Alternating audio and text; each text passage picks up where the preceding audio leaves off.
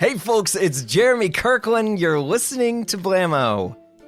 You know, I'm going to be honest with you. I don't usually have that sort of happy-go-lucky, blissful tone greeting that you just got.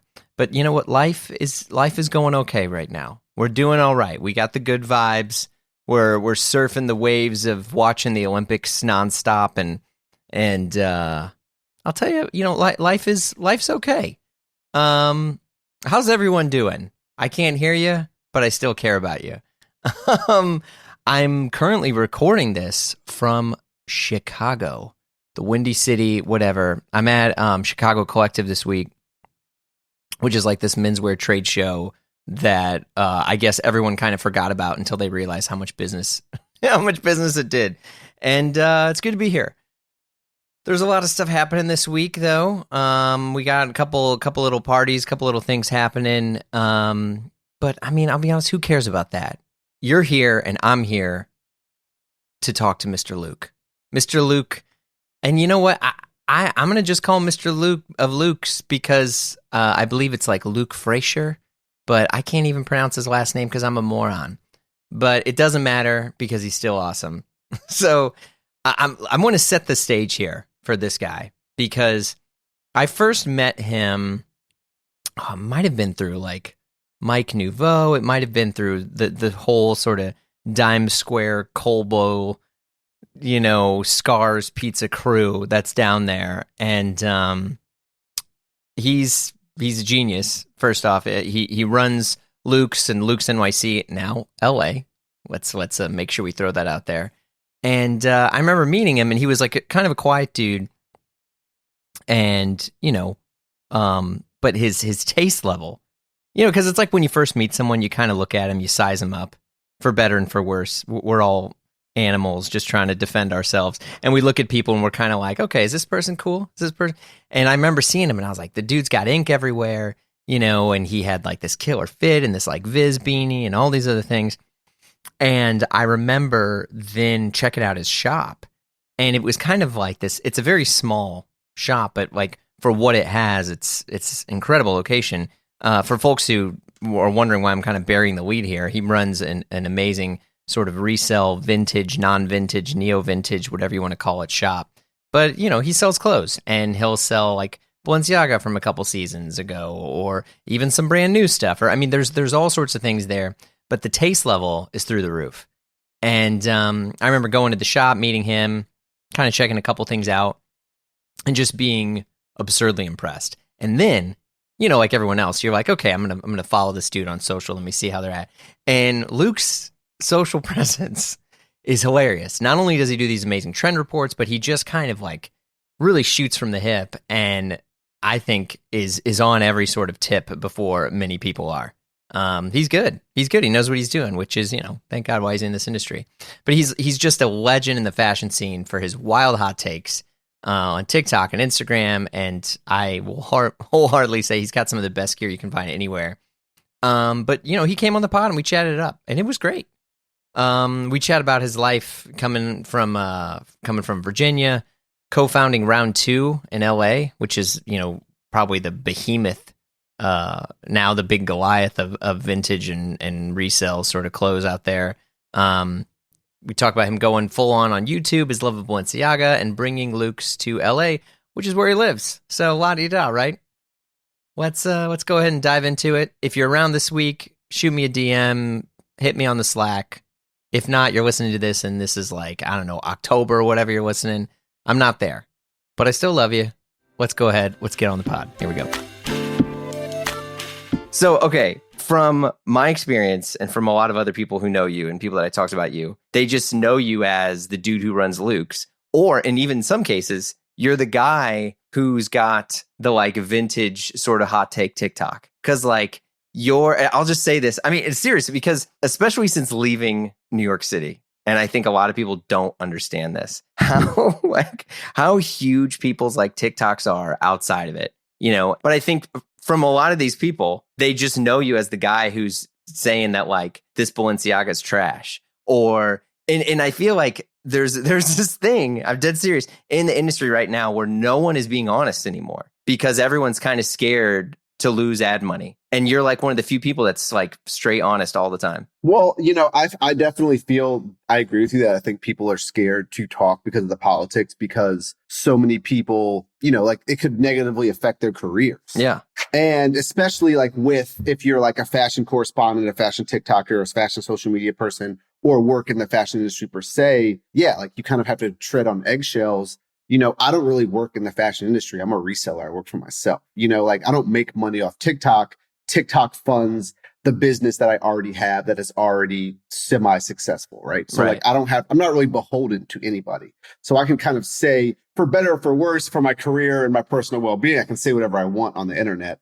And it doesn't really matter, because it's not like LVMH was going to hire me to do PR or going to do XYZ anyway. It doesn't really matter, because like, I don't think I'm ever going to get a job with Caring anyway. So it's like, I can kind of do what I want, because it's like my clientele and the people I'm beholden to are the people who come in, shop with me, bring me product, talk to me in person, interact with the social media. So the only people I'm really beholden to is my audience. Wait, you said you don't work for the fashion industry, but so many people would put you in it. I don't think I do, because it's like I've never gotten $1 out of like any real fashion, like I've never gotten $1 from a fashion company. I've gotten all I do is I'm just a merchant. All I do is like buy things and resell them, in the same way that like a rug dealer does, or a dude who imports and exports like vapes or what, like anything. Like to me, it's the same thing. Okay, so it's like, I don't see myself in the fashion industry. Obviously, I love clothing and I love all this stuff, but like, I don't get invited to shows. I don't get invited to Fashion Week. I don't get flown out to do stuff. Like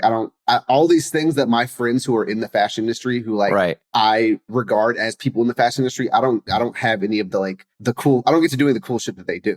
Yeah, I think it's interesting, because a lot of that stuff, for me, I feel like the people who are really shaping the industry are the ones who are the most in some way like adjacent to it. Because even though you're saying like, oh, I'm not really in the industry, like when you're talking about trends and you're talking about like bigger fits, bigger shoes, this is washed, this is good, this isn't, like that affects the industry. Like, I mean, the people that I see that watch your stuff, and the people I know who work in the industry who are designers themselves, like you're a part of that.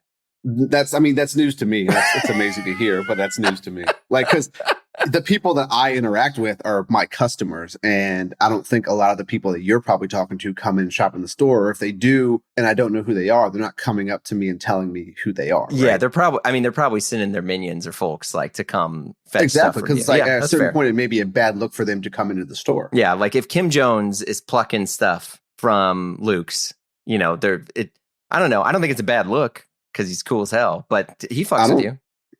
Does he? That's cool. Yeah, that's serious. I don't think I've thought of very nice things about him. Shout out Kim, I guess. Like, well, let's jump back. So how did you like become more of a reseller? Because you've shared some of this stuff before and other things, but just to kind of summarize here. I'll give your audience the recap. Yeah. Okay. I'll give you the press packet. All right. So basically, from Virginia, Charlottesville, small town. Started working in a sneaker store when I was like 15. Was super into like Nike Talk, message board forums, all that stuff. Yeah, all that. I'm 35, so this is like the early 2000s, and I kind of got into all this shit. I think with a lot of people my age and with a streetwear-esque background, sneakers are the like the gateway drug for this. Like I wasn't watching like Alexander Wang or like McQueen runway shows, when I was 15. I was watching. I don't think like, anyone Rap who City. says they did it when they were 15 actually did anyway. But let's just go ahead. I move also forward. think that watching a runway show is insane, but that's a whole nother conversation. So into sneakers, worked in Charlottesville, which is a small college town where UVA is 30,000 people, maybe. Moved to Richmond to go to college. Went to VCU.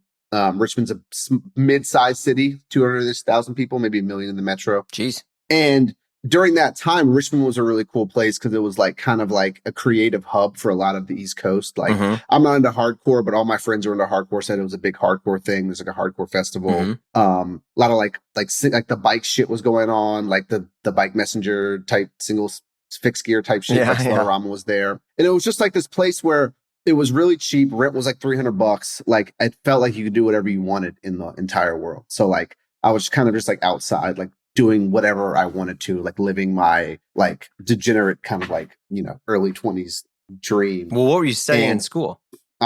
Well, I was strung out on like Xanax and Oxy. Okay. In school, I almost felled out a bunch and kind of kept going. I got a degree in urban planning. That's not an easy degree. It was where I went to school. Okay. All right. Besides the GIS computer stuff, I'm not good with computers, as you saw 5 minutes ago. And then I was selling pot. We were doing pretty well with that, so I was making good money with that. I was like 20, and then how do you get the opportunity to sell drugs? Please humor me. Well, I was selling my Adderall prescription that I had anyway, and then I was smoking pot every day, and I knew people. And then people just like were like, oh, where do you get good shit? Like rah rah rah. And then I had friends, and then I just kind of like got into like hooking people up, and then be like, oh, I can make money doing this. And then you move up to a point where like, you know, people need like pounds, and you don't even got to break them out of the plastic because you just take them straight to them, and then you make a couple $100 on top, and you do that a few times a week, and you're making like a few grand a week. Okay. What'd you do when you had that money? Buy Jordans and Polo. Rhea. And go out to eat at like steakhouses every day. Yeah, like because just like it was free money, so it felt like it was insane, you know. Well, I mean, you were working for it. It wasn't entirely free. It didn't feel like I was working for it. Yeah, but so we were going to like house parties every night, you know, like going to bars every night. Okay, going out to eat every night, going shopping like every other day, and doing that. And so I met my soon to be business partner Sean in the lines for Jordans, because we're the only white guys who would line up for Jordans. Mm-hmm. And then all the people who were kind of like above me in, I don't want to say the organization, but that I was like selling drugs with, all got like are caught up and arrested, had to like either move out of the state, got arrested, rah rah rah. And I was like kind of, I think, low enough on the totem pole where it didn't really affect me, and I was all stressed out about it. And so I went and got 2 jobs. I was working at DTLR, which is a sneaker store, and I was working at Gucci, the women's handbag section of the stock dude, in the Saks Fifth in Richmond. So I was working 7 days a week for like 8 months. And so wait, real quick, you stop when everyone bottoms out. Yeah. Do you stop too? It sounds like. Yeah, I was freaked out. Okay. Yeah. Did you stop using what, pot and like I don't know, whatever? No, I smoked weed probably every day from when I was like 11 years old till I was like 26. And when we went to when Round 2 did a pop-up in Paris, we smoked some like weird Parisian weed, and it gave me a panic attack, and I haven't really been able to like smoke pot since without freaking out. So fair. I stopped doing that. Yeah. Okay. So you go legit, for lack of a better term. Sure. And we're doing that, and I'm working really hard, and then I run into my soon-to-be business partners, Sean and Chris, and Sean was working at a store called Rumors, which is like a consignment store. For lack of a better term, I guess is what you would call it. It was basically like a buy-sell trade, like a more curated Buffalo Exchange, but in Richmond, because Richmond wasn't big enough for like a Buffalo Exchange or whatever. Mm-hmm. And he's like, yo, we should do this with men's stuff. And I was like, okay. And I was like pretty tepid on it. And then they were like, okay. So there was a store that they knew the owner of. He's moving to Colorado. He's like, take the lease. It's $700 a month for a year. Holy They're shit. like, it's a no, there's like, you know, like a month for a year. It's a year lease. Yeah. They're like, it's a no brainer. I was still like, I was super risk averse. I was like, I don't think we should do, I don't know if I should do this. And then I went to New York to hang out for a couple weeks. And I was just partying up there, and I saw they had signed the lease without me. And I was like, oh shit, I fucked up. Like this, I should have done this. So I tried calling them. They won't pick up the phone. So I took the bus back to Richmond, and they won't pick up the phone, but I knew where Sean lived. So I went to his house. I had like $2,000 left to my name. And went to his house and like banged on the door, and he opened the door, and I gave it to him. And I was like, here's my buy-in. And I was like, you should let me do this. You need me. If not, just give me the money back. And I left and called him like a day later. He's like, you're in. And then so we opened the first store in Richmond in 2013. How old are you at this time? It's 24, I think. Okay. 11 years ago. Yeah. All right. So we're doing that. And the first day we were open, we made like $1,000. And I was like, oh shit. And during that time, I'd also been training. I was like, I got to get a real job before I realized I was doing this. So I was working at, I just started as a teller at Wells Fargo. Oh. And okay. So for the first, I worked like my first shift when we first opened the store, the first 2 weeks. Yeah. And I think I got my first check. It was like $323 or some shit, right? And I came in the Friday after that, gotten that check, and they were like, yo, we have your cash for the day. And I was like, what do you mean? And they're like, oh, like, we're just going to split the cash that came in today. And I was like, okay. And they gave me like $350 cash. And I was like, oh, fuck this. I quit my other job and did the other thing. And then we moved to a bigger store a year later in Richmond down the street, and then opened LA. Is it in round? Did 2015. you call it round 2? Yeah. Okay. And then I stayed in Richmond for an extra year to run that store, and then moved to LA in 2016, moved to New York 2017, and then basically where we were talking about earlier. Okay. So, I mean, running a business, obviously, there's a lot of stuff that you kind of learn on the fly. Yeah. But, I mean, I'm still learning. Yeah. How are you getting inventory and stuff? Like, how is this? I mean, the thing is, people have always been bringing us inventory. So people just bring you stuff and they're like, hey, I have these, whatever. Well, it was like no one that the thing is, we weren't really planning on round 2 to be a sneaker thing. Yeah. We were going to like thrift the clothes and shit. And then once all the people in Richmond like realized that like we were paying $100 a pair for like used Jordans, which everyone had a ton of because there wasn't like a big, like there was no StockX back then. There was no way to like resell shoes without putting them on eBay and dealing with like bullshit. Yeah. So once people realized they could just come cash out their old shoe collections, we started getting like a ton of shoes. And then Sean was really good at social media. He was like an early like sneaker influencer, I guess, and then kind of used that to kind of like run that. And then when we opened LA, we started getting a ton of like old Supreme. And that was right when like Travis and Cardi were wearing like box logos. Right. And it was like the second coming of like Supreme hype kind of after Tyler and them. And then we kind of just like rode that wave and grew the business from there. So people are bringing you stuff, and like, were you still splitting cash at the end of the day? I mean, were you probably more so than we should have been? Yeah. So how did that change how you thought of clothes now that like everything is kind of an asset? Because it feels like a lot of the stuff that you're going through. Like, I'm curious what the emotional relationship is for you and clothes. You know, I think during that time, almost 10 years ago, like obviously like I'm still super horny to like get the newest stuff. And like when stuff comes in, I really want it. Yeah. You know, now 8 years after that, I'm very like, I have kids working for me at the news at Luke's who like, you know, it's this fine line of finding someone who really cares about it, but who won't bug the shit out of you to take everything cool home, you know, themselves. And I have to like try to impart this knowledge on like a 22-year-old, like, yo, like this shit doesn't matter, you know, like, so yeah, become like, you have to like really, I think being jaded is like in what I do for a living is is an asset. Oh, an asset.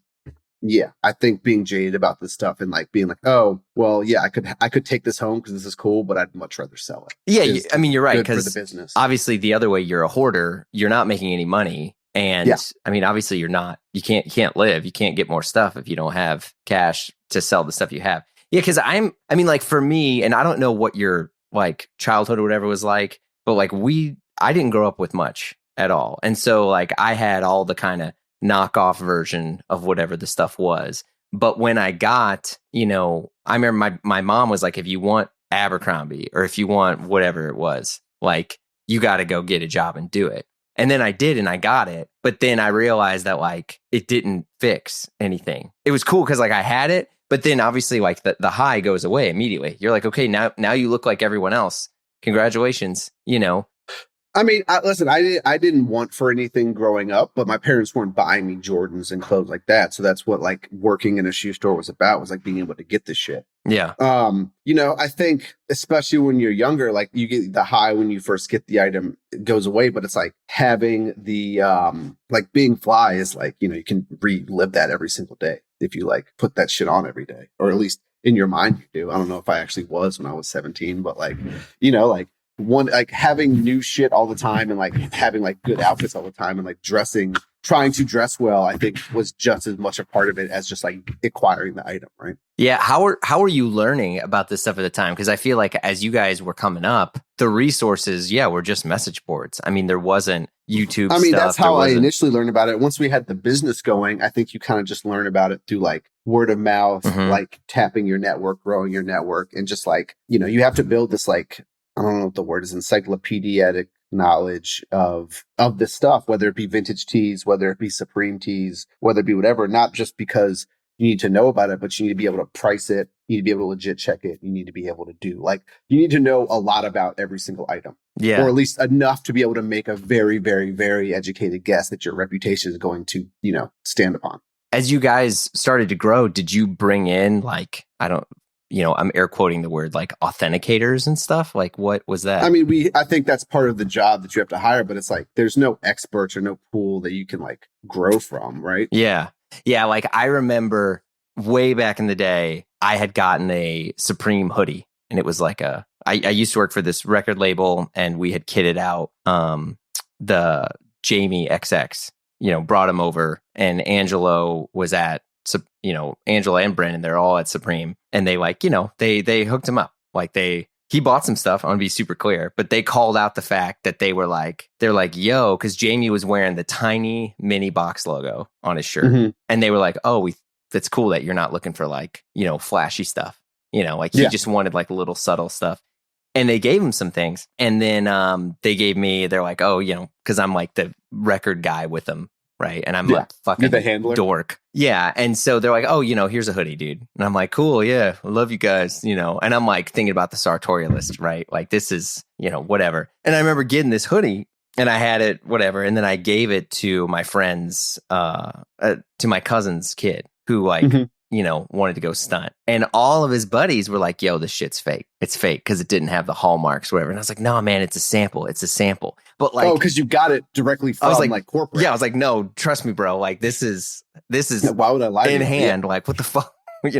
But it made me realize how much at this era that authenticity really started to kind of bubble up. And I mean, because obviously none of this stuff was that, proprietary either, right? I mean, it's graphic tees, it's hoodies, it's all this stuff. But obviously the logo means so much to these people. So it's as you're going through this, you're seeing all this stuff go through and you're kind of somewhat detaching yourself from it. What were the things that you were getting into that kept you going? That kept me excited about it? Yeah. I mean, was there a brand that you're like, oh man, everyone's on Supreme and now I'm on, I don't know. I mean, I've been wearing Balenciaga since Dinma kind of came onto the company and been excited about it. But, I think it's I think you just, for me, it's you kind of got to step back and realize that this is my job and I need to be a professional at it. Right. So it's it doesn't matter if I'm excited about the new Supreme. I still need to know what's coming out or know what's selling, especially back then. Or I don't fucking love a lot of the stuff that I sell, but I need to be able to be educated enough about it to be able to sell it at a high level and make sure that I'm providing a value to my customers, whether it be buying it for the right amount so they get as much money as possible, selling it for the right amount so it's, the right price and fairly priced, but then also making sure that it's authentic because my name sits on it. And I'll be clear, every person in the world shit's going to slip through. That's just a fact of the matter. I think anyone who says that they're 100% right with their authentication is a liar or just is ignorant. But it's a numbers game. And if you're in the high 90 percentages, that's good enough. You're not good enough, but it's the best it's going to get. Yeah. I mean, I agree. I think when people talk about watches and buying watches and how, oh, they found out this thing, the dial, the hands were replaced or whatever. And it's but this person really vouched for it. It's I mean, look, there's people that are malicious, but I think most of the people are just trying to freaking make money and get by and move it. So round two's popping, everything goes, and then it's not. Wait, hold on a second. Okay, before you send that DM or text that friend, I know what you're thinking. You're ready to buy your first serious watch, or in other cases, maybe your fourth or your fifth. But look, man, it's hard out there. It really is. From this dealer or that store that wants the purchase history or whatever. I mean, you're just, I don't know, you're almost ready to walk away from the whole game. But fear not, my friends. Check out Bezel. Bezel is the trusted marketplace for buying and selling your next luxury watch with expert in-house authentication on every purchase. With over 18,000 watches listed right now, as of the time I'm recording this, from a mix of professional dealers to private sellers, you're just going to find what you're looking for. But wait, I know. You're like, Jeremy, I'm sorry. They don't have that X Rolex or that insane Omega. Well, reach out to them. Bezel has a real team of real people. Just create an account and be connected with a private client advisor, and they will guide you through the entire process every step. Once you decide on your watch, it's overnighted to Bezel HQ, where their in-house team of experts authenticate it, and then it's on your way to you. If anything is amiss, the watch is not listed correctly, whatever it is, they'll let you know, the buyer know, and the offer to refund you or source you a new one at a similar price. That's pretty good, right? This has been part of the Bezel ethos since launch. I've even spoke to the founders about it. And now you can make an offer on a watch, buy it outright, or bid it at auction. Bezel is the highest rated watch marketplace out there. Even Trustpilot shows Bezel is 4.9 out of 5 stars with rave reviews. Okay, you're still on the fence? Dig into the Blamo feed yourself and listen to my chat with the Bezel co-founders and, well, see for yourself. But you got this. I believe in you. Visit getbezel.com and buy and sell your next luxury watch. That's getbezel.com. Getbezel.com. What you peace out? Yeah, I basically just like left the company. I gave them the IP and the rights to the company. I was like, yeah, I just want to walk and just figure this shit out myself. I've been really stressed out about it for a really long time. All this shit happened during COVID with like the riots, all the stores getting looted. That was really stressful for us emotionally and business wise. And wait, your stores got looted? Like all of them, yeah. Are you serious? Yeah, during like those riots and shit during 2020. Holy shit. Okay. So like that was emotionally hard. It was just stressful. My business partners wanted to scale a lot more than I did. And I think they scaled a lot of the company based on kind of like ego and wanting to just have a bigger company rather than looking at the numbers. And I had ended up having to do operations for like 9 stores, which I didn't want to run payroll for 9 stores and do all this other shit, So it's like, I wasn't really stoked on it. Yeah. So you walk but obviously the passion's still there. I mean, so I started selling shit on Grailed in early 2022. Okay. Because I ran into Alex, he used to run Idol.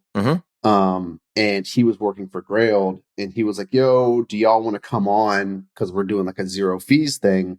And I was like, yeah, it's a no-brainer because we didn't have ecom for R2. And we had a bunch of product that was like a little too high end probably for the stores. And, or like I did too. I could have sold a bunch of shit. Yeah. And the partners were like, oh, we don't want to do that. We don't want to sell on someone else's platform. And I was like, well, I'm going to do it under my name. And they're like, sure. And so I bought a bunch of stuff. I put a bunch of stuff up.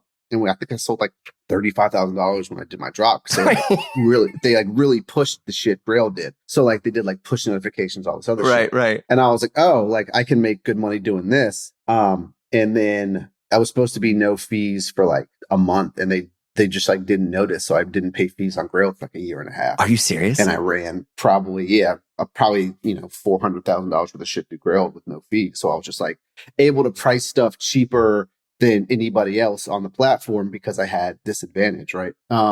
Did they ever like come back at you and be like, hey, we want this back? Or was it just like... No, they couldn't. I mean, there's nothing they could really do, right? And that's true. I still have a good relationship with everyone at Grail. Like I have a lot of love for them, and I still use the platform as a place to like reference product, look stuff up, price check, et cetera, et cetera. Like it's not the only resource, and it's not as valuable as I think it once was, but it's still a valuable resource for people in my world. Wait, why isn't it as valuable? I just think that people don't use it as much as they once did. And so there's less data to kind of go off of it. I mean, I agree with you because I feel like there's, it's funny because a lot of times like people, you champion like a product like Grailed, right? Everyone's like, we're democratizing the landscape. Now you don't need a store. You don't need all these things. You just need good product and simple pictures. Like you don't even need to be a great copywriter, blah, blah, blah. And so then this stuff happens, right? And obviously that attitude is contagious. And people realize that like, oh, maybe I could do another platform. Or maybe I can just start selling, but I'm like through Instagram. And then all of a sudden they're like, F those guys. And I remember being in the room and being like, we got to stop anyone that's selling on Instagram. And I get it. Like you got to pay bills to keep the lights on. But I think it's tough when the whole mentality is like, we're democratizing, we're championing everything. It's like, yeah, I don't know. Yeah. I mean, listen, like I had a lot of followers on Instagram from the round 2 thing. And I kind of like figured out how to run Grailed pretty easily. But within the course of a year, I got like 7,800 followers on Grailed, which probably has 12,000 active followers, users total. Right. So it's like, I was pretty quickly within the top 5 sellers on Grailed, follower wise and traffic wise. And so that was really helpful for me. And I was kind of like buying stuff in the streets, whatever. And I was like, all right, I kind of wanted to, I had an idea for a showroom. I wanted to like I have homies who have a fashion office on 9th and Broadway. There's like that building that everyone does their offices in, the one across from like where the APC store was and like Lala's and stuff. Yeah. And there's a small convenience store in the lobby. And my initial thought was to basically take that over as a convenience store, but run the kitchen in the back as a showroom, like turn the kitchen into a showroom. Figured it wasn't worth it. And then my other idea was to take over a laundromat and have all the clothes in the back be the showroom. Yeah. And then I was like, this is too much. I'm in the fucking weeds. I'm thinking about this. And so I was like, I probably should just do a store. That's what I know. Right. Yeah. Like for better or for worse, running brick and mortar retail is what I've been doing for the past decade. And I was talking about it ran into my buddy Mike Bray, who owns Kind Regards, Dingaling, now Val's on Orchard. Mm-hmm. It's a restaurateur. Yeah. And I was like, yo, I don't know what the fuck I want to do. I got to figure out what I'm going to do. And he was like, oh, he's like, you want a store? There's a spot in my building that I think you'd be interested in. I think rent's like $3,500, but it's small and it's fucked up. It's been empty for 4 years. And I was like, sure, like link me. And I go in there and it's the spot where Luke's is now, 261 Broome, but it's like, 7 feet wide, 15 feet long. It's 120 square feet. Granted, there's a full-size basement, but it's like dirt floors. It looked like a bomb had gone off in there. And I'm like, fuck, this is bad. But I talked to the landlord, and the landlord's like, the rent's like $2,000. And I was like, oh, no brainer. So I got that space. I had to put $80,000 into that fucking space out of my own money to like make that space livable. Wait. Or even look the way it did. $80,000? Like what was that? And it new electric, new walls, new floors, new plumbing, had to put floors in the basement, like everything. Okay. Everything you see in that little space, like we put in there. Oh my God. It looked like it was like you had to like step on the like joists when you walked in, like there was no floor. Okay. And the floor downstairs was literally dirt. We raised it up 6 inches. Holy hell. So I did that. Where'd the $80,000 come from? Just selling? It's still money. I made good money around too. It's not like I was like broke, Yeah. Like we still had, it was like some of the last of my money, but it was like money that I had. What made you feel is okay? Like you just said, if it's the last of your money, that you're like, okay, I'm going to put this into this business, which isn't a guarantee. Well, I mean, in my mind, it's like, what choice do I have? Like I'm unemployable. I mean, I don't know. I'm telling you, I'm unemployable. No one, I can't work for other people. I don't have the temperament to do so. I don't like people telling me what to do. Okay. And I didn't have any job prospects. I remember asking my man, who was the CFO at a large platform, if he wanted to invest. And he was like, Luke, they just raised rates. It's like, if you had asked me a year ago, I would have gave you $500,000 without asking. When money was like, free. Yeah. He's like, I'm not giving you a fucking cent. I'm not putting money into anything. He's like, also, I could give you a job. Because if you really want it, he's like, you'll make $125 a year and you're going to fucking hate your life. You're going to be staring at a computer. He's like, you don't want that. He's like, I know you don't want that. And I was like, you're totally fucking right. And I was like, he's right, And so I just didn't feel like I had a choice. Like I didn't have any other prospects. I had a mortage, Because you bought your place here. Rent in New York. Yeah. Yeah. Okay. I had rent in New York. I got car insurance. I had health insurance. I had everything. Yeah, I know the feeling. I had no choice. Yeah. It was really where my thought was at. And I was like, I know I can run a store. I'm like, I've been paying my mortgage off Grailed for 8 months. Like I've been paying my bills off Grailed for 8 months. I know I can do this shit with a store. Yeah. And really, like, I was like, the other part of that was, if I can make money off Grailed and I have a store where people can bring me product, I can just scale that up X amount more if I need to. Good idea. And so we opened December 22, and there was like 9 people online, and we did good money the first day. You had people in line? How did you let people know you're open? Just social media? Just my social. Yeah, my social. Okay. And we started, and I used some Instagram account that had 500 followers that I had used for something else at some point, and rebranded it as the Luke's one and started posting product. And we started getting a little bit of traction. I probably had like 4,000 followers by the time I opened. And I was like, let me do this, and then the social media ethos behind the store is, I think, a big driver for it. And that's we can get into that, but I'm sure you have more questions about the opening of the store. No, I mean, it's interesting because I'm sure you got to see this in other eras and times of your life where you personally are the store, right? Like people, and I think this is an interesting thing that happens with people that have personalities as magnetic as yours, into which you don't want to buy, I'm making this up, like an old Jordan jersey from Joe Schmo's. You want to get it from Luke's. So like, I hope so. Well, no, it's true. And I think one, it's like you built a brand that has authenticity. You proved yourself in other endeavors and parts of your life, and there's like this voice that you created, which I think is really interesting and unique from what luxury brands can't do. Look, I'm privately, and like I work and advise for some larger companies, and one of the things that so many companies have, and none of these people, like talk to each other about this, is they're like, how do we create, like, we're a brand and people don't really they don't really talk to the brand. You want a person to connect with. Yeah. And I think like that's an advantage that you've created and built for yourself, which you've worked incredibly hard on. But like, was there a thought behind that? Yeah. So it kind of goes back to with round 2, we did the YouTube show, which was a huge driver for the store, right? Yeah.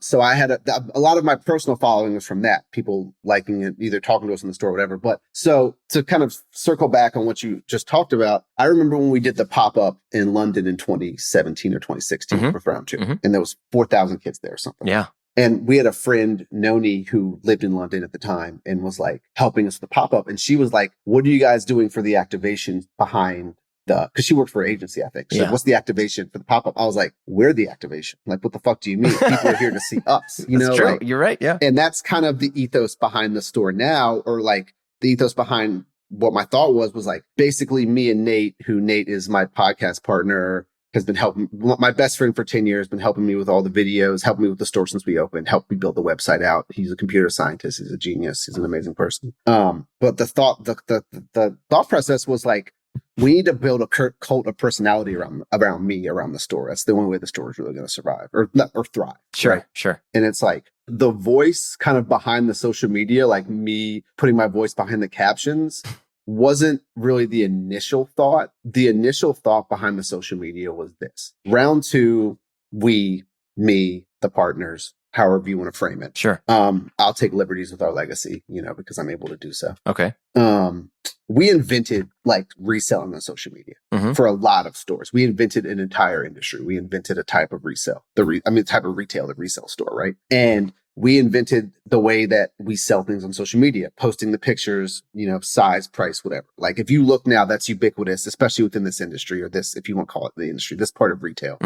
And 2024, there's still stores opening and there's still stores doing well that are just remixing round 2 juice that we thought of 9 years ago, right? And to me, that is like stagnant. It's embarrassing for them. And it's just a bad look. Why would I want to like remix my old shit and not try to move forward? So the ethos behind the store social media for Luke's was like, do the opposite of what we would have done at round 2 or what I would have done at round 2. And I was like, we just need to like remake this entire thing. Like obviously I still have to do social media to sell shit because my sell through on Instagram is like 90% of what I post sells within 24 hours what we post. Damn. I mean, I'm sure there's actual numbers of that, but that's what it feels like. Yeah. I mean, it does move quick. I mean, there's stuff that you were one of the first accounts I had to, how like on Instagram you had to turn on notifications. Yeah. But it's like, how do I do this without it being the exact same shit? Yeah. Because round 2 was AstroTurf, picture of clothes on rack, picture of clothes, shoes, whatever, like, and you still see it if you go through your fucking Explore page and look at all these bootleg, round 2s, like they're still doing that. Yeah. Yeah, I agree. So I was like, also, this is some free game. And people ask me why I don't post size or price. It's because all these high-end designer companies do commerce violations. You're not really supposed to be selling designer shit on Instagram. And so as far as I'm concerned, my page is a mood board, right? So that's why I don't. Your page is a mood board. Yeah, that's why we don't put prices and shit, because we're not selling shit on Instagram. We're just showing off the product that we have in store or the product that we like. And then as far as me doing the captions, which people really like, and as far as me like giving the voice to like you talking about like the videos that we do or like, all this other, it's really just me being bored. The store was slow when we first opened and I would just be bored. So I would just start typing shit in that I thought was funny or entertaining. Like, and then also like the product videos. It's like, we're doing a product video. Obviously I'm going to give my 2 cents, but then like us doing the talks after the product video was just me thinking it would be like funny to talk about shit and like potentially spread disinformation about things that aren't really important. Like it's just really just like me kind of like trolling everyone because I'm bored on the internet. And that's like the best thing to do on the internet. I agree with that. But was that like, I'll say this. Do you know how to take a day off? We're closed Mondays on purpose. Okay. Like, everything's closed. We're closed Mondays, Tuesdays. But like the store's not open on Monday, like because I need to be able to like, I still do work sometimes, but yeah. Because I'm wondering basically that question's behind the factor where it's like I think there's some people into which because they're their own business and because they themselves are the business, there's almost like a conflation that happens in which everything I'm doing is technically work. So I need to make sure that everything I do is moving forward versus because I say this because I wrestle with this really bad, into which I feel that if I'm not trying to do something like productive, I'm not gonna I'm not gonna like my kids aren't gonna eat. I mean, I definitely feel that way. I try to like fuck off as much as I can. I don't know how to fucking do it. So long. I go for walks and then I listen, and then I force myself to listen to audiobooks because I feel like I got to be learning while I'm moving. Oh no, I'm on TikTok or like chilling with like Mike and Scar and Phil drinking coffee or like out with Nate shopping. Like I know kind of what I need to do to like unwind, but I'm a big errand runner. It's very meditative for me. Yeah. What are the errands you run? Whatever. Go get. You ever? It's like the joke of me and my girl is like going to get envelopes because there's that Kurt Vonnegut quote about about going to get an envelope. Why don't you just buy a box of them? Because it's like I want to go see the world and like wave at babies and shit. Like it's that like I go get envelopes. Like whatever it may be. Dude, that's me and coffee. I have 3 coffee machines in my house. No, I don't drink coffee at home. Yeah.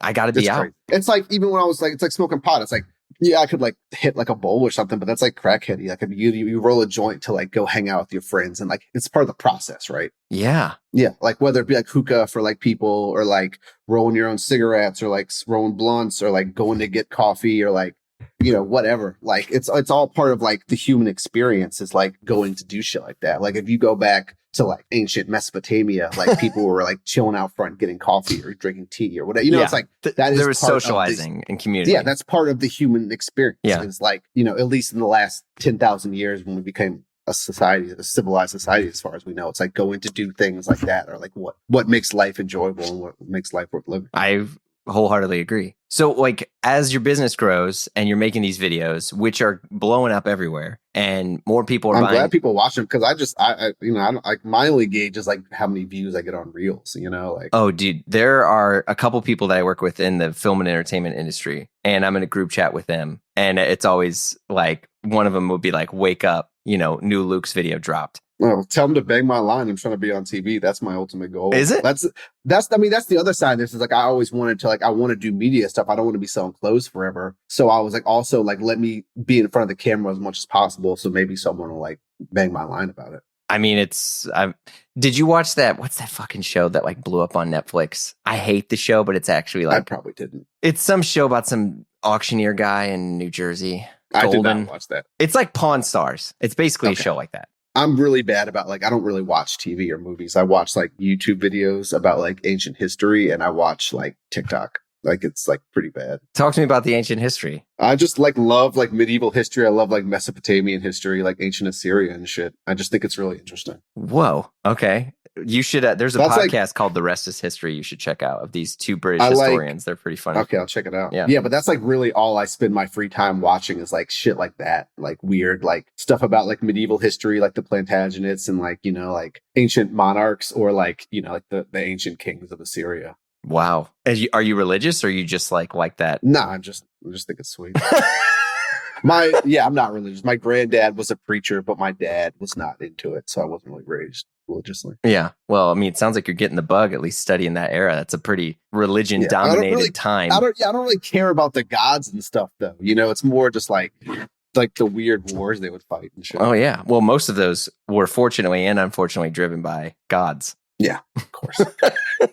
Okay. So shit's popping off over there. And you're still, living bi-coastal? Yeah, I mean, pretty much. I kind of always wanted to do LA, and because I knew I wanted to be out here. Aurora, she really likes LA. She's from New York. Mm-hmm. And we have the house. We bought like a really beautiful mid-century modern house on the west side in 21. And I was living in like the worst apartments I'd ever had in New York, like even as any time an adult, like legitimate like slums on Orchard, like old tenement buildings. Yeah. Like $3,000 a month, 2 bedrooms, like really bad, cheap apartments. Mm-hmm. And I finally just moved to a nice crib in New York, but it was a really hard time because it was like, I didn't really have any money. I wasn't used to that because I'd done well at R2. Yeah. But I put up, I obviously had blown through most of it because I was 27 making, high 5 figures a year or high 6 figures a year, buying cars, buying Balenciaga, buying, like going out to fucking expensive dinners every night, fucking it off. Would you still do it again if you like you went back in time and you have all the money? I would probably do it a little bit differently, but yeah, probably would. I mean, why not? I agree. I think that's like part of a rite of passage. Like Driving a 911 is fucking sweet. Like, people who think that material stuff doesn't matter, like go B27 and go buy a 911, like, and then see how you feel. Do you still have it? Or are you like in the Porsche flipping game? I got rid of it. I sold it when we still were doing okay, but I put it towards the down payment of the house. Yeah, that's smart. Yeah. Yeah. The fact that you were mentioning Porsche, did you get the car bug into which because I feel like a lot of people I know who get into luxury stuff in the sense of like, you said you're a cars merchant. And watches are the final bosses, There it is. Like, yeah. Clothes are cool, but you can only you can't flex on old people with that shit, but with watches and cars you can. And that's like the ultimate flex, is flexing on like an old rich person, right? And like having like a 65-year-old man come talk to you about like your watch or your car. That's when you're like, oh shit, like this is cool. There's a guy at my gym this morning, and he's always, he's a riot. And he got some sort of like paint to sample Lambo. And he's only what did he get, like a Huracan or like an Aventador? It's a blue one. I thought it was a Corvette, and he was really pissed. It's a Revol. Oh, the Riviera. Those are like $900,000. Yeah. He got one of those in this crazy like sky blue. It looks like a Porsche blue, and it probably is. And he was like, I was like, dude, I was like, that car is amazing. And he's like, yeah. He's like, you should try driving it sometime. And I'm like, okay. And which I obviously am not doing because I'm gonna freaking wreck it or whatever. Yeah. And I was like, what's the plan with this car? He's like, there's another car that they're working on. And he's like, I bought it to get the allocation, basically. Exactly. And that was basically what he was saying, because he was like, yeah, I used to collect Ferraris. He said, but they changed how they allocate and stuff for other people. And he said, it's way too difficult. He said, so I was like, fuck them. And now I just do Lambos. And I was like, oh my God, this is literally like friends of mine talking about clothes or watches. Yeah. It's the same conversation. It's all the same thing. It's just levels of like insanity and like levels of like 1%erness, right? Yeah. And this guy, he made all his money because he runs a truck leasing company, and he leased, he like back in the 80s and 90s and like even the late 70s, he would lease his trucks to rock bands. So yeah, I was wearing a Van Halen shirt, and he was like, oh yeah, he's like, I knew Eddie. Guys. And I was like, what the fuck, really? And he was like, yeah, he's like, all the trucks for every Van Halen tour were my trucks.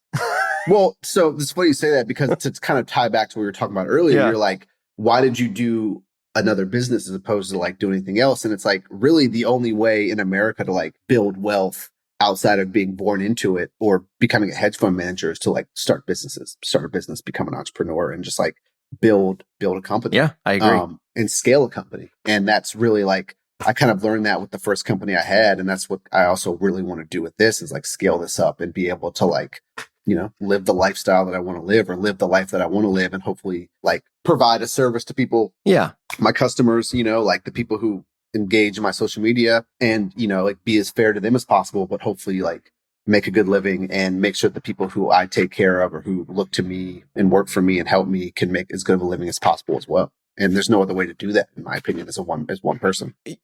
I agree. But if that's the case, which I do agree, like what was the change that made you want to peace out from round two? Because it sounded like they were really starting to expand in that way. I think it was there. I'm not trying to get you to throw shade, by the way. There were a lot of problems fundamentally with like the foundations of the company. Okay. And after COVID really exposed them, and I spent a long time trying to explain to the partners what the problems were, and they weren't trying to hear it. And so I was just like, it's easier to leave. Like, I can't fix this. Yeah.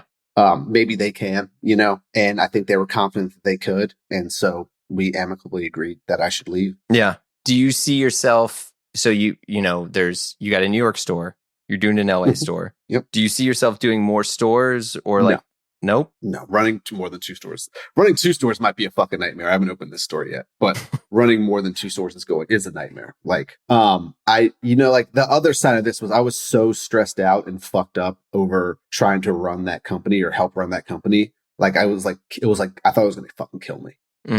And so the other part of this is like, how can I like live even a facsimile of the lifestyle I lived doing that with with like a better quality of life. Yeah. And so I think 2 stores is good with that. Maybe like I want to do pop-ups. The idea is to do pop-ups men's Fashion Week Paris. I don't want to take a single item out there. I only want to go buy product from people. Interesting. Yeah. So you'd go out there with, I don't know, cash or whatever. Yeah, maybe like $100,000 and then hopefully spend it all. And then buy. Have you ever done anything like that before? No. Yeah. But, I think there's a lot of stuff in Europe, especially continental Europe, and a lot of people who have no real way of getting rid of it and hopefully will sell me stuff. That's the other side is like, that's why we have the brick and mortar stores. It's like, I think this is an e-com company and I think our sales reflect that as well. But I still need brick and mortar to be able to intake product. Yeah. Like it's impossible to source the product that I sell and still have margin and be able to sell it for anything reasonable. Yeah, it's so true. I mean, like stores are basically like community centers or depots and stuff now. I mean, look at Colbo, which is, I think Colbo has good stuff. My favorite. Shout out Mia, shout out Tall, shout out Eldar. I love those people. But like, I love them. Having the coffee shop in there where people just sit and chill all day. I mean, and where Mike Nouveau can film videos. Yeah. Yeah. Right. I mean, it made me wonder. I was like, how much, advertising has Colbo got just for, in the watch world for Mike stuff? I think more so than they'll ever want to admit. Yeah. Yeah. Yeah. But 100%. It's such a great idea. I mean, do you remember way back in the day? I feel like, was it maybe Saturdays? Were they like one of the earlier shops that like, were really like breaking the barrier, whatever? Honestly, you would know better than I would. Yeah. I think I want to say it was maybe Saturdays that people made a big deal out of because they're like, what the fuck? I remember people were like, they're selling coffee here. Aren't they worried it's going to spill on the stuff? But it's like, no, it's more than that. Yeah, it really was. And then they were crushing because they were right next to a modeling agency. And so it would just be. So everyone there's hot. Yep. Yeah. Yeah, it would just be hot people. I mean, I feel like Saturdays, this is my takes. I feel like Saturdays would have lasted a lot longer if they would have been maybe 5 years later because they didn't have any like social media that could really, propel them. They just had a backslash or whatever. I mean, how many right place, wrong time stories are there in the world, right? Like there's a lot of them. Yeah. It's funny though, because we'll be out. I hang out at Kobo a lot. Yeah. And there's a lot of times where people will walk in and I'm like, I can tell that this person like is here because of Mike's videos. Really? Yeah. Like there's a certain type of like, dude my age, within 10 years of my age, plus or minus, who like maybe has like an old GMT on and is kind of looking around like, is Mike here? Like they want to get kind of flicked up.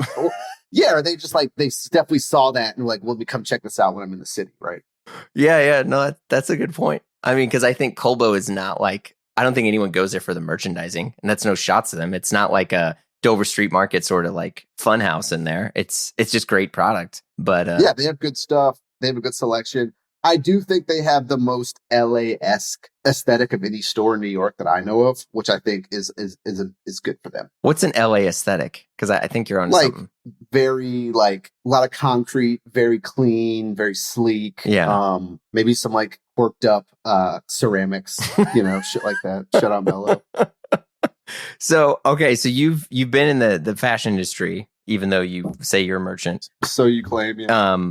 Long enough where I feel like you saw trends go big, you saw trends go skinny, trends are big, or like, silhouettes are big again. What has been the stuff now that because you call a lot of the stuff out on your social, which is why I'm... The funny thing is like, I think micro trends are starting to cycle faster and faster, but the macro trends, like the way people dress hasn't changed since like early 2020. Yeah. People have been wearing sambas and like baggy pants and fucking soccer jerseys since like the summer of 20 or 21. Like that's true. What's changed since then? It's so weird that like, I think while the internet has made trends cycle faster and like the 20-year cycle has become the 10-year cycle has become the 5-year cycle. Like at the same time, like the internet and social media homogenizes the hive mind and the zeitgeist behind everything and makes people less adventurous with how they dress. And I think that's like affecting trends overall and making them like more stagnant. Do you feel the need to separate like how you look from other people? Like I want to say no, but I'm covered in fucking tattoos, so I guess the answer probably is yes, right? Like I don't know. You still get tattoos? Nah, I'm over it. I would love to think that I don't want to do that or think that way, but I think the actions speak louder than the words, and then obviously I do, right?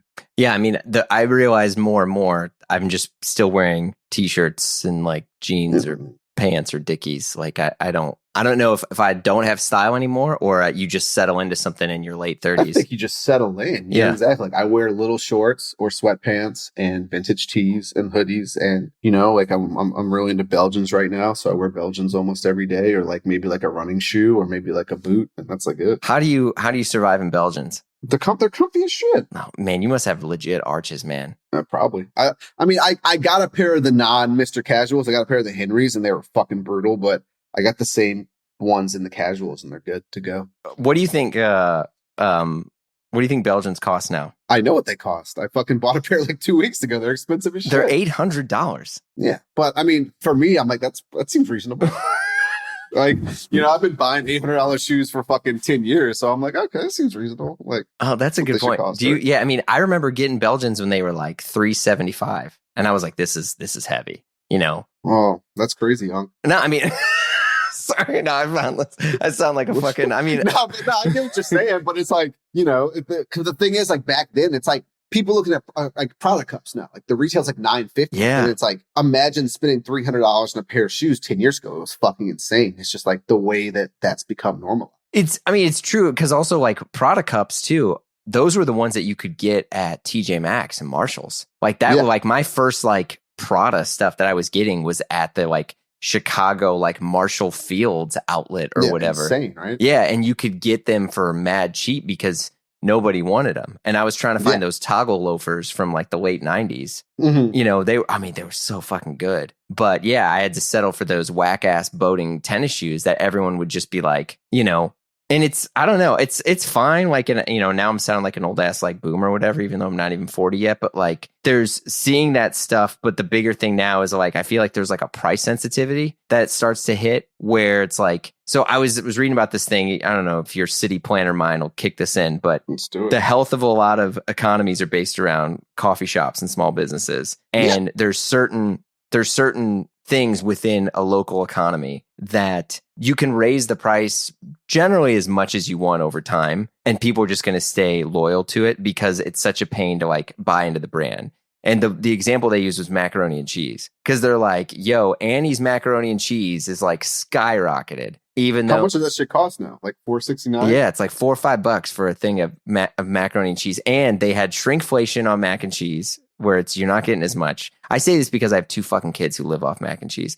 And sure. So you're getting less, but we're still paying, whatever it is for that mac and cheese, because it's like you're just buying it. Like, I say this in the sense, do you feel that there's a brand right now that, one, raised their prices too much and scared people off, or can raise their price to whatever they want and people will still buy it? The funny thing about that is I think that the answer to both of those are the same, because I think every brand has raised their prices too fucking much. Yeah. And I'm like, who's spending $4,000 on a Balenciaga jacket? But you go into the store and every associate's like, I'm making more money than I've ever made in my life. Really? Yeah. Or like Prada. Like Prada's expensive as shit. Why is this shirt $2,000? But like people are wearing it outside every single day. People are buying Miu Miu every day. Like even LV, like you think it's too much, and like you go to like the store and it's full of people buying shit, walking out with bags. So I'm like, I just think that like rich people have gotten so much richer as like the wealth gap is increased that like it doesn't matter for them, like that's what it really comes down to. The other side of that is there's an anecdote I always tell, which is I have a buddy who works at Rick, and I would go in there and talk to him all the time, especially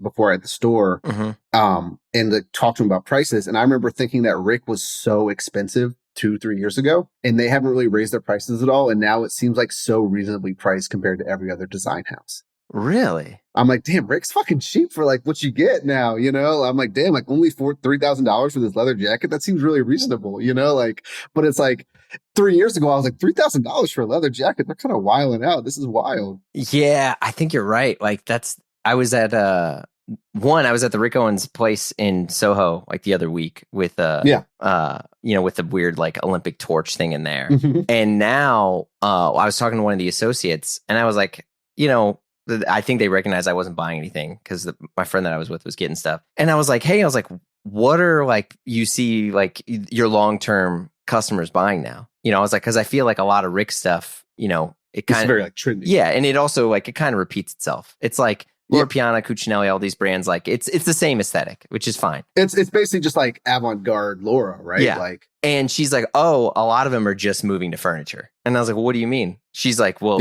yeah, they're buying, this alabaster chair for $300,000. I mean, but it's like I bet you the Chrome consumer is doing the same thing, right? Yeah. Like you age out of like leather pants, if you're not Lenny Kravitz, and you start buying Onyx dining tables and shit, right?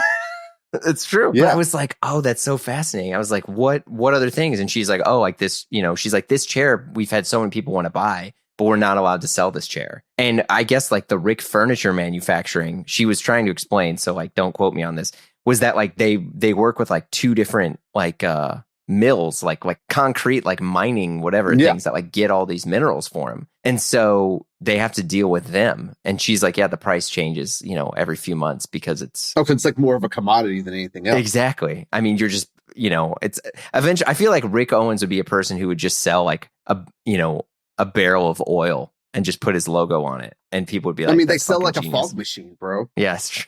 I was like, what is this? But yeah, so it's funny because it's like I used to think Rick was really overpriced. And then it's like as every other design house, whether it be Kering, LVMH, Margiela, whatever else, is like raised their prices 40, 50% over the past 3 years. Like Rick seems really fucking reasonable now, especially like given the quality of their construction, given the quality of their materials compared to a lot of other people. I agree. Is there a brand that you will buy full retail? I mean, I guess it really depends on like, like if I had a bunch of money again, I'd probably be buying Balenciaga and shit full retail. But I don't know. It really depends on the item. These little black shorts that I wear every day were $1,000 out of Balenciaga, and I bought them 2 years ago, and I knew that I would wear them every day for 2 years. So it's like, to me, that's worth full retail. Like if it's something like a pair of Belgians I'm going to wear every day, I'll pay $800 for them. I don't care. Yeah. But it's like, if it's something that I'm not sure about, or like something that's not in my mind worth it, however I can compartmentalize it, I'll wait it out. You've mentioned Balenciaga a few times in this chat. Like, what is it that you feel? Because you even said pre-Demna. What is it that you feel that like so connected to that house? I just think it was sweet. I just think it's sweet. I like the clothes. Like, I don't have that much thought into it. It's just like, the two best brands are Balenciaga and Supreme. And Supreme? Do you think Supreme has like gotten washed or faded, or that they were just sold for half of 500 million less, or excuse me, 500 million less than what they were originally sold for? What's your thoughts? Money's not free. Who cares? They made 500 million owning that company. I will tell you exactly what I put in the caption on the store page yesterday, which was like, do you guys think this is important? No, it's not. But like all these streetwear publications or all these fashion publications need to justify paying their minimum wage RISD graduates to write about it so they don't replace them with ChatGPT. Like, that's all that this is. Like, this type of shit happens in every industry every single day of our lives. And it's just like, why do I have to read a fucking Hypebeast article? I mean, yeah. Like, these are just like the musings of like large businesses. The type of shit happens every single day. It's going to happen with that fucking company that caused the Microsoft outage. They're going to get sold for parts. Oh, CrowdStrike. They're going to get sold for parts and get, blended into something else. And the executives are going to make a ton of money, and a bunch of people are going to get laid off, and it's worth more or worth less than it was a week ago. It doesn't matter. All this stuff is like, not real. Not real. Yeah. I mean, it's like our financial systems are all just like part of the collective consciousness, So it's like all that stuff is like, it's all like, it's all bullshit. No, I mean, look, I agree with you on the Supreme thing not being that big of a deal. I think the interesting thing is the fact that in your mind still, like you said, the two best brands are Balenciaga and Supreme. And I'm curious, like because I still love Supreme, even though I love to hate on it.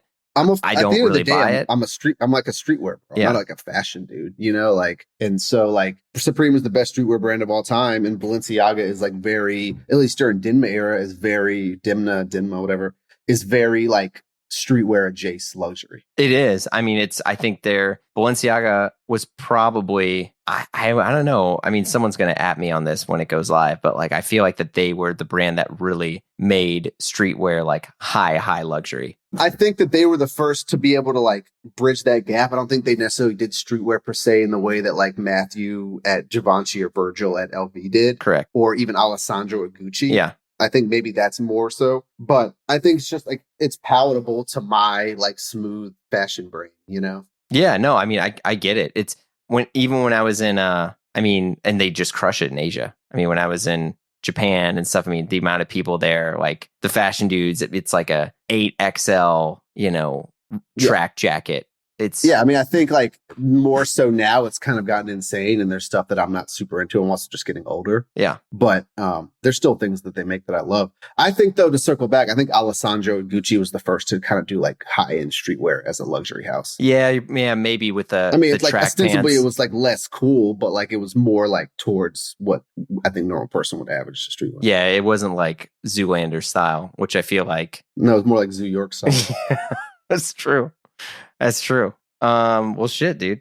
This was good. But like before we wrap, is there anything you want to add or mention? I mean, you mentioned you're doing a pod. Yeah, Nasty Word Podcast is on every platform: Luke's NYC, YouTube, Instagram, TikTok, whatever. What about I don't know. Well, what about YouTube? Because you're not doing the full YouTube stuff anymore, are you? The juice isn't really worth the squeeze with like true long form YouTube, in my opinion. I don't think that it's worth it when no one I don't think it's worth it anymore. I've had a lot of people ask me, why don't you do like a show? Yeah. You did around 2, rah, rah. I just don't think the juice is worth the squeeze with that anymore. I think you can get just as much engagement out of a short form with no like heavy lifting. I agree. I mean, as much as I would watch, a half-hour show of you like riffing on stuff, yeah, it's hard. I mean, to do video, that's rough. Is so fucking hard. The production costs, to do like proper video stuff is just through the fucking roof. Yeah. So yeah. I mean, at R2, when we were doing the round 2 show, we were paying Graham like 6 figures to do that shit. Yeah. I mean, that makes sense. Yeah. I mean, it was probably worth it, but yeah. Well, Luke, thank you so much for coming on. It was great to meet you. I'll see you. All right, see you. You've been listening to Blamo. Our show is produced by Blamo Media. We're edited by Amar Lowell, and our theme music, as always, by the mysterious Breakmaster Cylinder. If you like what you heard, you know the drill. Share the pod with a friend. Leave a review on Apple Podcasts. Give us 5 stars or thumbs up on whatever other thing you're listening to us on, whether it's Dingledorp or Bing Bong, whatever it's called. But you can also follow us on Instagram for all the hot content. If you want to talk to us and give us your hot take, we'd love to hear from you. You can send us an email at info@blamopod.com. Last but not least, super, ultra important, if I had a air horn, I would press it right now. You got to come and join us over on Patreon, because the fun never stops over there. Look, the live show, the free show, whatever you want to call this, we take breaks here and there, but Patreon, it never stops. And we also got exclusive shows like Die Workwear, hosted by Derek Guy and Peter Zotolo, and the Triple J Show, hosted by yours truly with John Moy and Gene DeLeon. There's just a ton of stuff over there. So check it out at patreon.com/Blamo. If not, no worries. We got hundreds and hundreds of free episodes in the feed, and more to come. So we will see you all soon.